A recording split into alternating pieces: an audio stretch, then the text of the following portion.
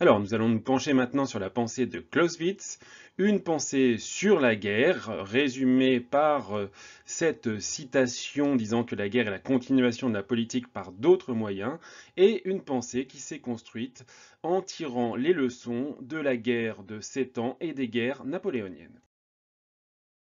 Nous avons donc affaire à deux guerres ayant lieu au tournant de l'époque moderne et contemporaine et ayant inspiré à Karl von Clausewitz, un officier prussien, un traité sur la guerre promis à une belle postérité.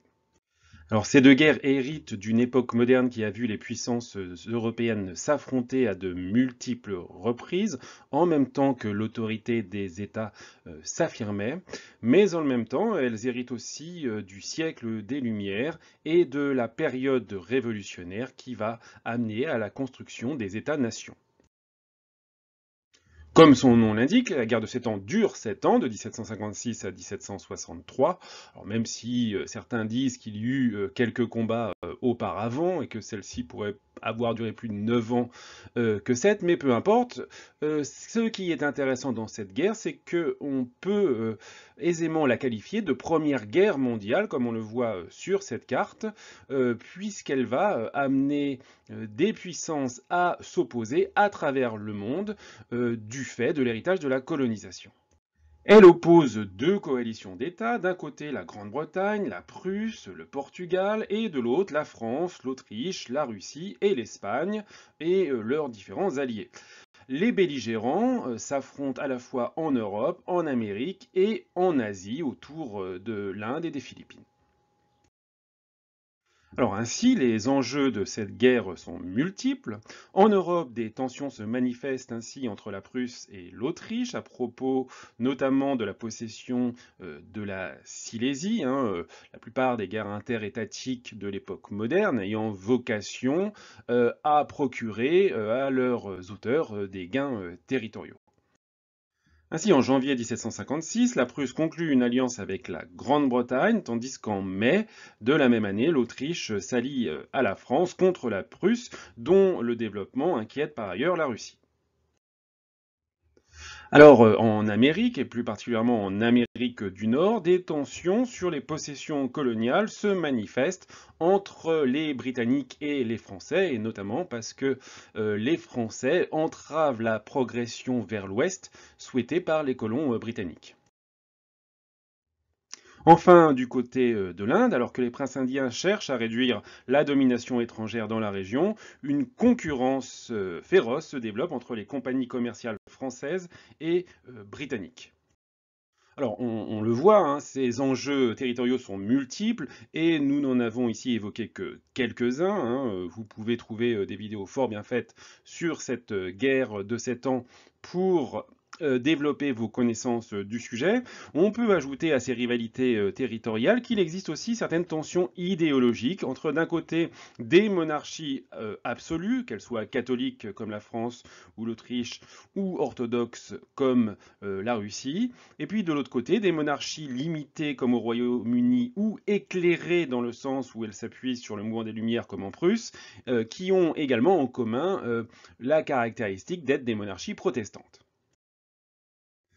Si cette guerre de 7 ans marque quelques évolutions qui peuvent laisser penser qu'on a là une guerre qui annonce les guerres de l'époque contemporaine, ne serait-ce que par sa dimension géographique, elle s'intègre aussi aux traditions de la guerre moderne. Ainsi, elle est essentiellement menée par des armées de professionnels, des armées dirigées par la noblesse. Et ces chefs de guerre aristocratiques peuvent être l'objet d'une mise en scène reprise par la propagande des États belligérants. On le voit ici avec la représentation de l'agonie des deux chefs de guerre français et britanniques, le général Wolfe d'un côté, le marquis de Montcalm de l'autre, lors de la bataille des plaines d'Abraham qui eut lieu en septembre 1759 au Canada. Encadrées par des aristocrates, ces armées qui prennent part à la guerre de 7 ans sont aussi des armées qui s'appuient sur de très nombreux mercenaires, l'intégration à l'armée étant pour beaucoup d'individus de l'époque une occasion pour s'enrichir, voire pour connaître une certaine forme d'ascension sociale.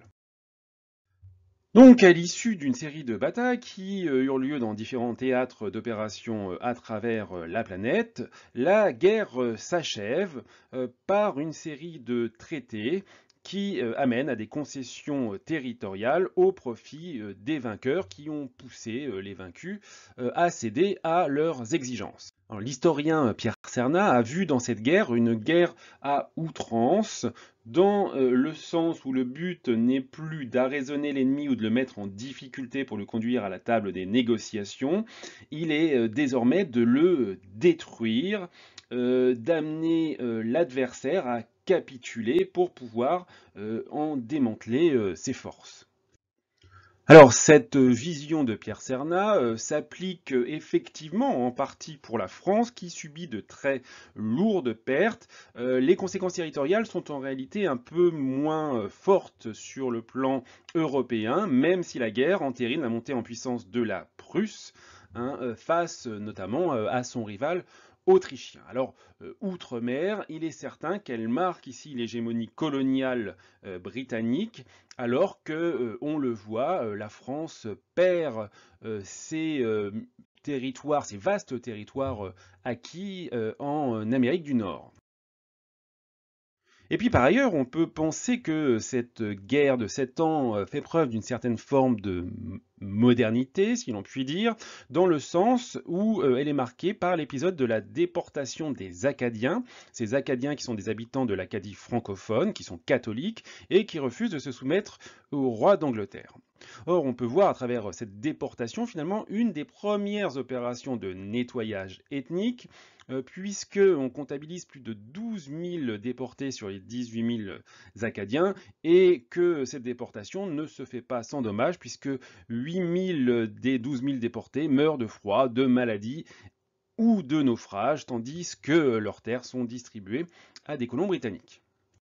Enfin, le caractère contemporain, le caractère de guerre à outrance de cette guerre de 7 ans, eh bien, on peut le mesurer aussi à son bilan, puisque on comptabilise environ, alors selon des estimations qui peuvent bien sûr varier, 700 000 soldats tués, mais ce qui est intéressant, c'est qu'on a ici peut-être autant de victimes civiles, hein, selon les estimations, entre 500 000 et 800 000 victimes civiles, ce qui fait largement écho à des conflits plus récents, comme la Seconde Guerre mondiale, même si bien sûr l'ampleur des pertes ne peut pas être comparée.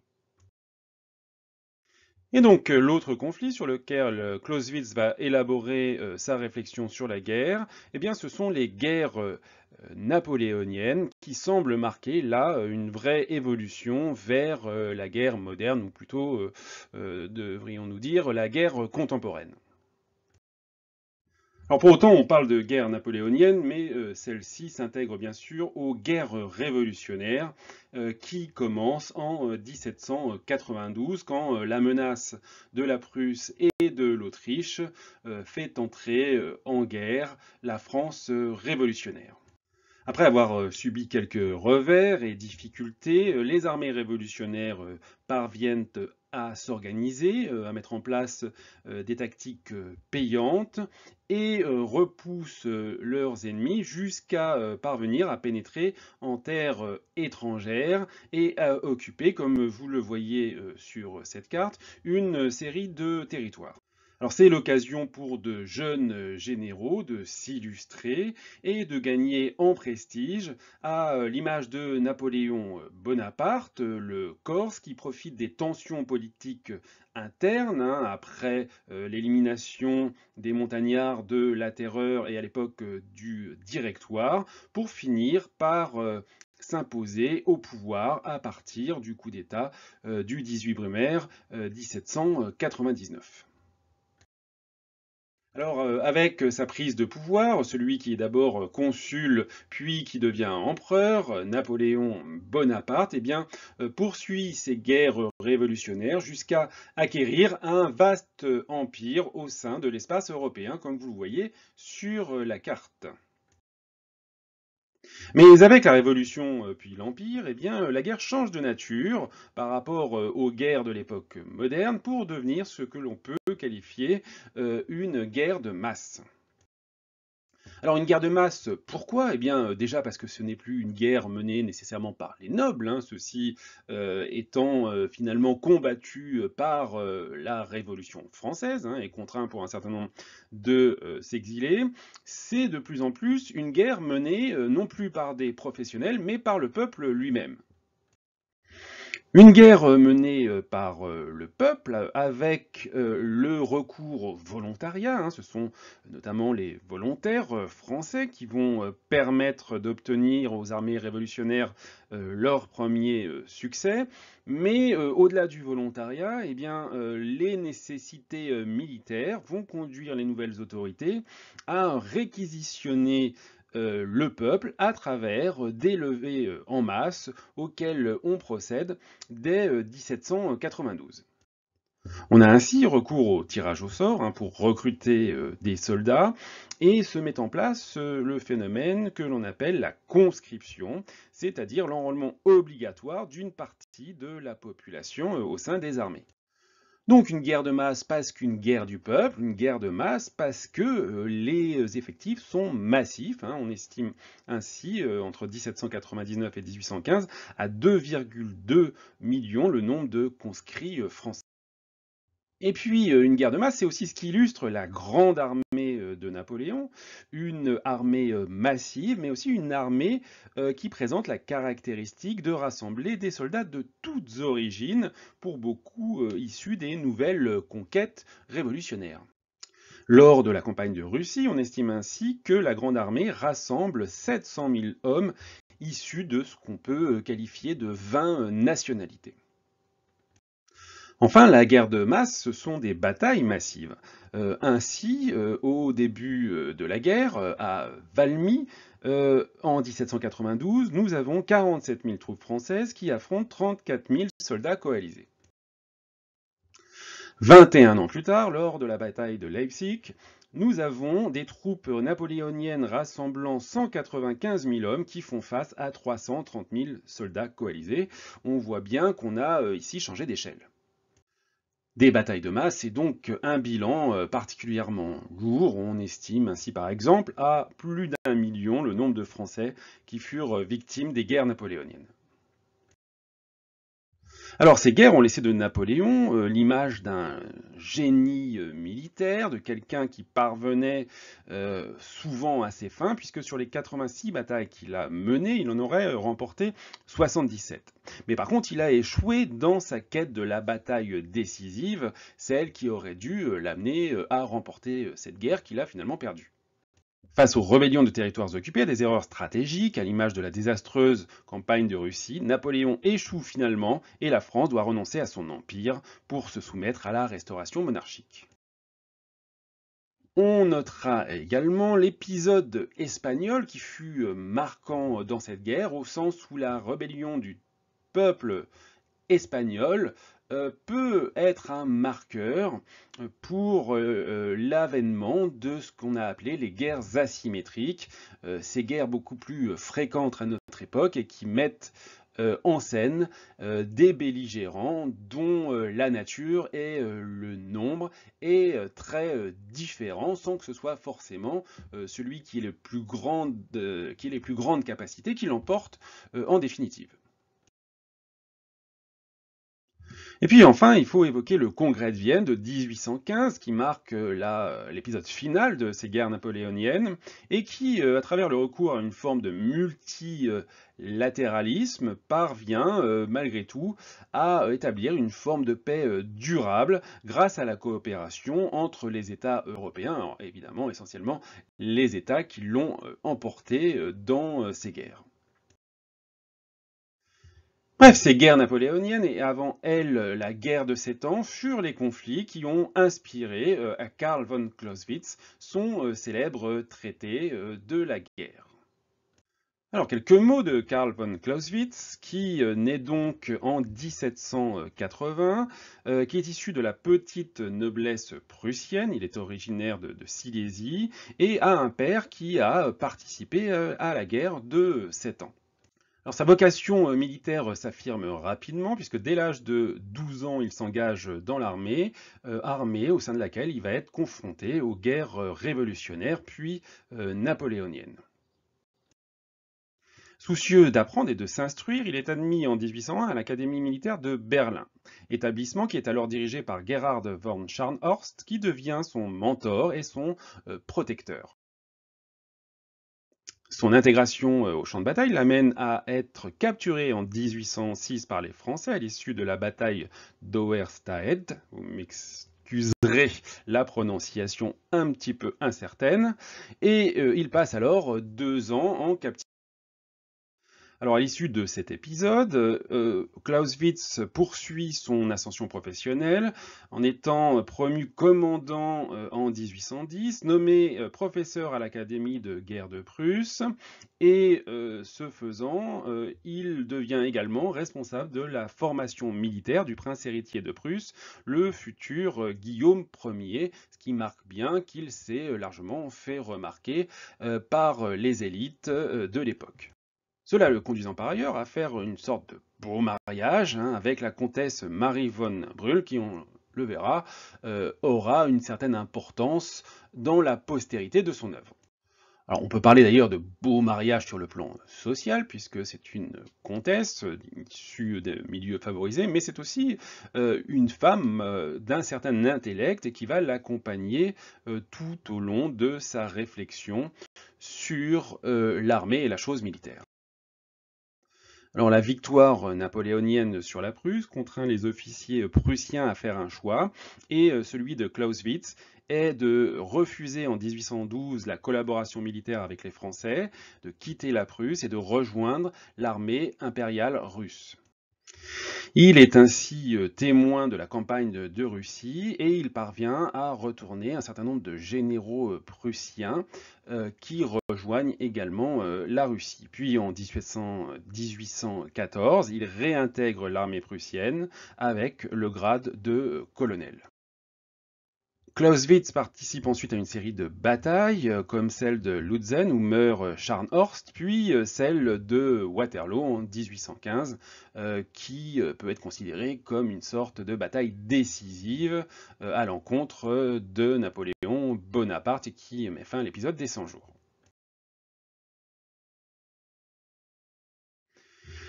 Clausewitz poursuit sa carrière académique. Il est ainsi nommé directeur de l'Académie de guerre de Prusse, poste qu'il occupe jusqu'en 1830, où il sert de nouveau l'armée lors de l'insurrection polonaise, avant de mourir en 1831 de l'épidémie de choléra, à une époque où son œuvre n'a pas encore été publiée. Ce fut en effet sa femme qui, entre 1832 et 1837, se chargea de faire publier son œuvre de la guerre à travers 10 volumes, une œuvre dans laquelle elle joua un rôle certain en tant que partenaire intellectuel. Ainsi donc, Clausewitz a élaboré tout au long de ces années une pensée complexe sur la guerre, une pensée qui a évolué de son vivant, puisque après 1827, il reprend ses premiers écrits et les modifie en cherchant à comprendre la guerre dans toutes ses dimensions. Ainsi, l'œuvre de Clausewitz peut être intégrée à cette époque contemporaine marquée par les Lumières, par la pensée rationnelle, par la volonté de comprendre tous les phénomènes sociaux, mais pour autant, le produit de la pensée de Clausewitz est aussi influencé par la pensée contre-révolutionnaire et en définitive, il voit la guerre plutôt comme un art que comme une science. On retiendra que Clausewitz différencie tactique et stratégie, la tactique étant la théorie de l'emploi des forces au combat, tandis qu'il voit dans la stratégie l'emploi des combats en vue de la décision finale. Alors l'analyse stratégique de Clausewitz l'amène à conclure que la défensive l'emporte sur l'offensive. Il met ainsi en avant l'exemple de Frédéric II de Prusse lors de la guerre de 7 ans, qui ne peut compter sur le soutien de son allié britannique, est occupé sur d'autres théâtres d'opération, et qui parvient à l'emporter face à des adversaires bien supérieurs en nombre grâce à sa stratégie défensive. Tout comme Napoléon Bonaparte, Frédéric II cherche par ailleurs la bataille décisive, c'est-à-dire l'affrontement majeur qui décide du sort de la guerre. Enfin, à travers l'étude des grands stratèges que sont Frédéric II et Napoléon Bonaparte, Clausewitz met en avant l'importance de la mobilité, une mobilité qui peut permettre notamment d'affronter séparément les ennemis et de rechercher l'effet de surprise. Clausewitz différencie par ailleurs la guerre absolue de la guerre réelle. La guerre absolue étant la guerre théorisée, tandis que la guerre réelle est celle qui est marquée par les hasards et les circonstances qui viennent jouer un rôle majeur, à l'image de l'incertitude générée par ce que Clausewitz appelle le brouillard de la guerre. Ce brouillard de la guerre, Clausewitz l'illustre à travers les circonstances qui offrent la victoire à Frédéric II lors de la guerre de 7 ans, alors que la tsarine Élisabeth de Russie meurt, celle-ci opposée à la Prusse, Prusse qui, malgré les batailles remportées par Frédéric II, se trouvait dans une position inconfortable, mort non attendue, qui amène au pouvoir un nouveau tsar, Pierre III, qui lui se montre pro-prussien et que donc ces circonstances viennent finalement être favorables à Frédéric II et retourner une situation qui n'était pas forcément si bien engagée que ça. Alors pour ce qui est de la guerre absolue, il faut retenir de Clausewitz trois propositions majeures. La première, la guerre est la continuation de la politique par d'autres moyens, une citation bien connue que nous avons évoquée en titre de cette vidéo. Alors il faut entendre ici la politique comme politique extérieure. En ce sens, la guerre est un moyen pour les États d'atteindre certains objectifs de politique extérieure. Deuxième proposition, la guerre mêle la passion, l'action et la raison, en étant l'affaire du peuple, de l'opinion, celui qui conduit donc à la passion, l'affaire des militaires qui mettent en œuvre cette guerre et sont donc dans l'action, et des autorités politiques qui lui donnent des buts et qui représentent donc la raison. Enfin, la guerre est un acte destiné à contraindre l'ennemi à exécuter notre volonté et vise ainsi à l'anéantissement des ressources militaires de l'ennemi. Alors la recherche d'anéantissement des forces armées de l'adversaire, c'est celle qui peut être évoquée, qui est évoquée par Clausewitz à travers l'idée de montée des extrêmes constatée lors des guerres napoléoniennes, montée des extrêmes qui aboutit au déchaînement d'une violence mutuelle illimitée où chaque belligérant cherche à soumettre l'autre à ses volontés. Ainsi, on a pu voir dans Clausewitz le précurseur des grands massacres et des guerres de masse qui suivirent, mais pour sa part, après 1827, il affirmait son attachement à une guerre limitée, s'opposant donc à ce principe de guerre massive qui se développa néanmoins par la suite et qui fut théorisé notamment par un certain nombre de continuateurs de l'œuvre de Clausewitz, puisque celle-ci eut un grand succès posthume.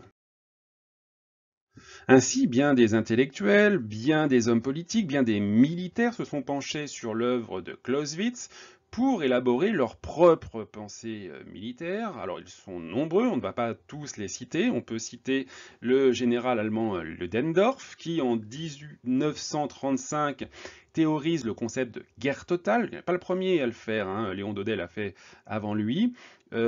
Une guerre totale qu'il le voit comme une guerre absolue, une guerre totale qui s'est matérialisée lors de la Première Guerre mondiale et qui se matérialise ensuite lors de la Seconde Guerre mondiale.